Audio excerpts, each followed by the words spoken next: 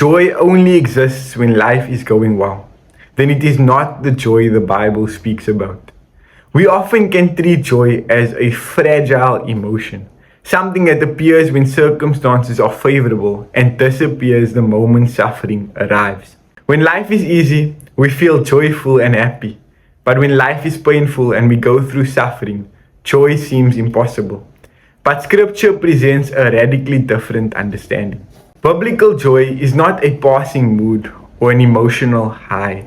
It is a deep, settled delight of the soul, a joy rooted not in circumstances, but in God Himself. When we open the Bible, joy appears again and again, not as a side theme, but as something God deeply desires for His people. God is not only concerned with our obedience or endurance, He is concerned with our joy. Not superficial happiness, but the kind of joy that can remain even when we go through struggles. This is because biblical joy does not come from success, comfort, or control. It flows from salvation, from a relationship with God, from being reconciled to God, forgiven, adopted as a son or daughter, and given eternal life. Joy in Scripture is the response of the soul that knows it has been saved, and a response of the soul that is in relationship with God. This is why the Bible can say something astonishing, that joy is found fully in the presence of the Lord. Not partially, not occasionally, fully. And it is why Scripture dares to command us to rejoice always. Not because life is always easy, but because God is always faithful, always present, and always good. And this is why Paul can say that he chose joy. How are Christians meant to understand joy? How can joy remain when suffering comes, when prayers feel unanswered, or when life does not unfold as we hoped? I want to be honest for a moment. For a long time in my own life, my emotions felt constantly up and down. My joy rose when things went well, and it collapsed when they didn't. Without realizing it, my emotional state had become dependent on circumstances, on outcomes, people, and situations I couldn't control. But over time, as my relationship with Christ deepened, something began to change.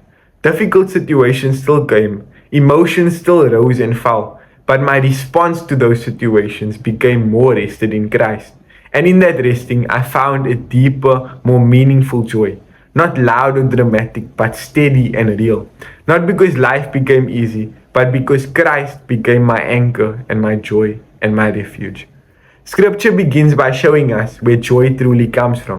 Joy is never presented as something we generate within ourselves. It is not self-created, self-sustained, or discovered by introspection. Joy is received.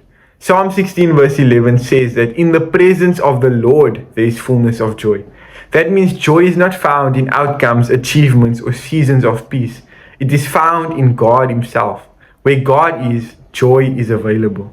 And when we turn away from Him, our joy begins to fade. That is why Scripture never tells us to look inward to find joy. It always directs our gaze upward. Joy is not rooted in who we are or how we feel. It is rooted in who God is and what He has done. And this is where salvation becomes central. Our greatest joy is not that life goes well, but that we have been rescued, that sinners have been forgiven, that enemies of God have been reconciled, that death has been defeated, and that eternal life has been secured in Jesus Christ. That joy spills over into creation itself, into beauty, order, goodness, and life. Not because creation saves us, but because it points us back to God who does. When creation is received as a gift, rather than worshipped as a God, it becomes another place where joy leads us back to Him. So Scripture gives us a clear starting point. Do not begin with yourself. Begin with God. Abide in Him. Seek His presence. Because joy does not originate within us. It flows from the Lord who dwells with us. Scripture also teaches that joy is a gift. Jesus says in John 15 verse 11, "These things I have spoken to you, that my joy may be in you, and that your joy may be complete." This is not joy we work up toward God. It is Christ's own joy shared with those who belong to Him. Joy flows from communion, not our performance or works, from relationship, not religious effort and acts. As we listen to His word, trust His promises, and remain in Him, His joy becomes ours. And because this joy is a gift, it is not fragile. It does not vanish when life becomes difficult. It is anchored in God's unchanging faithfulness and secured by salvation that does not depend on our own strength, but on Christ's finished work. Finally, Scripture teaches that joy is a fruit of the Spirit. Joy is not forced into existence, it grows. Just as fruit grows naturally on a healthy branch, joy grows in a life rooted in Christ. Jesus says, "Abide in me and I in you." A branch does not strain to produce fruit, it remains connected to the vine. When joy feels distant, the answer is not self-condemnation or trying harder. The answer is returning to the source, returning to Christ, returning to His presence. Even in sorrow, weakness, and suffering, the Spirit continues His quiet work, producing a joy that is steady, resilient, and anchored in salvation.